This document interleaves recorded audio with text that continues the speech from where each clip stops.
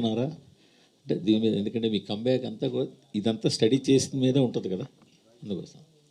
చాలా మంచి క్వశ్చన్ అండి, ఎందుకంటే that's the most difficult part నాకు actually. This whole generation of reels, shares, you know it's just becomes social media.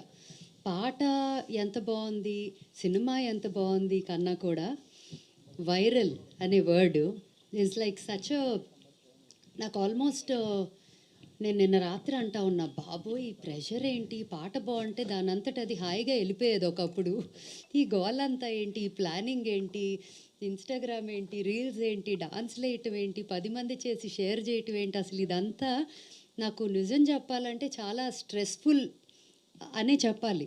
నేను అదంతా I didn't sign up for that అండి.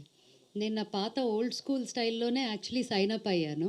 But I was always అంటే తెలిసో తెలియకో అహెడ్ ఆఫ్ టైమే మ్యూజిక్ కానీ videos కానీ చేశా ఇప్పుడు దాకా కూడా.